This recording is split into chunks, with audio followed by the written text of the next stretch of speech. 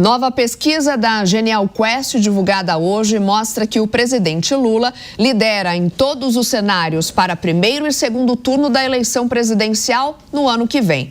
Para o primeiro turno, entre os 10 cenários pesquisados, o mais apertado foi contra o ex-presidente Jair Bolsonaro, como principal adversário, em que Lula teve 32% de intenção de votos contra 27% do rival.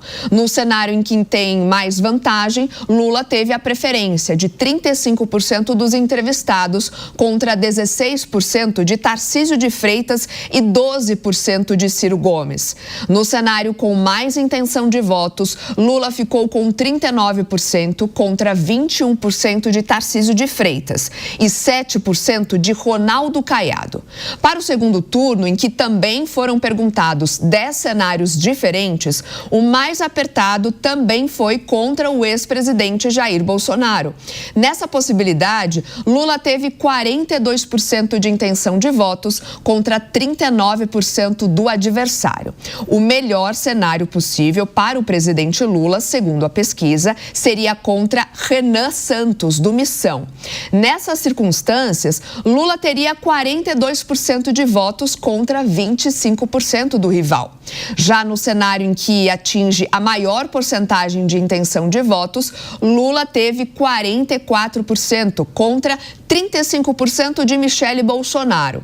Contra todos os 9 adversários já pesquisados anteriormente em segundo turno, Lula perdeu vantagem em relação à última pesquisa que foi feita.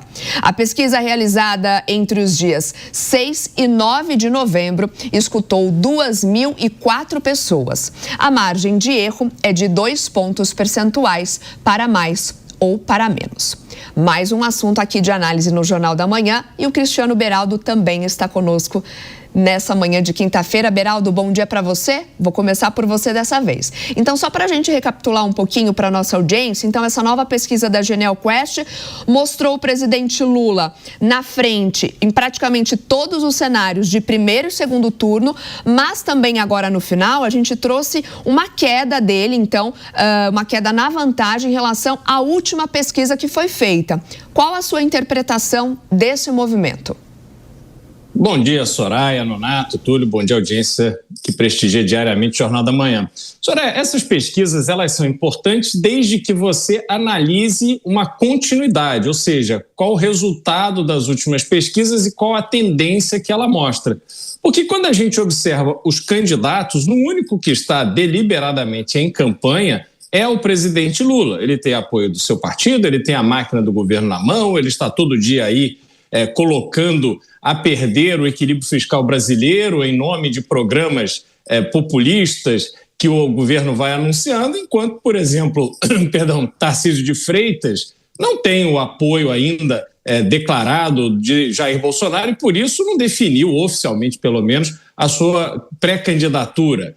Ronaldo Caiado, esse fala abertamente que será candidato a presidente, mas ele não tem apoio da sua própria legenda, que é a União Brasil, e por isso ele terá que sair do União Brasil, se efetivamente quiser ser candidato, para procurar outra legenda. Então ele ainda não está no momento também de rodar o Brasil, até porque é governador de Goiás e tem responsabilidade junto ao seu estado, mas ele não pode fazer uma campanha ampla que rivalize com aquela que o presidente está fazendo. Portanto, os cenários que a gente vai vendo, né, de disputa, eles trazem um recall das últimas eleições, por isso essa proximidade maior entre Lula e Jair Bolsonaro, mas um sentimento também da população em geral que não está ainda sentindo essa energia da eleição, essa obrigação de tomar uma decisão consciente sobre seu voto. Mas o que é importante a gente observar é justamente essa queda na intenção de voto, que a gente pode traduzir numa queda de popularidade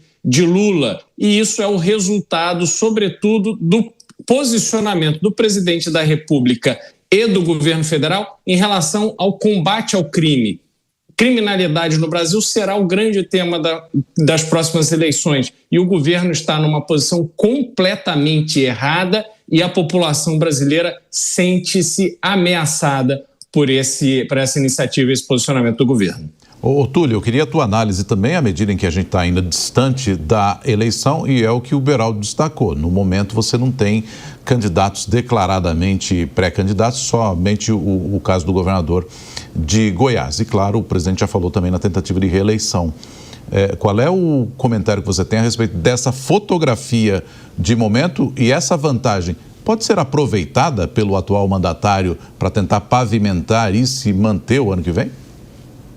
Olha, Nonato, essa vantagem ela pode ser aproveitada, mas com muita cautela, com muita calma. A análise dessas pesquisas me faz lembrar aqui do interior, né? Que tinha um ditado popular que dizia: devagar com andor, porque o santo é de barro. O que significa essa frase? As procissões no interior do Brasil inteiro, elas têm um recipiente que se chama andor, em que em cima dele fica o santo, e normalmente o santo era feito de barro. E muitas vezes nessas procissões, ao descer as escadas das igrejas, as pessoas caíam e o santo caía e quebrava, porque ele era de barro, ele não era forte. Então a popularidade do presidente Lula hoje, ela é de barro. Por que ela é de barro? É preciso cautela.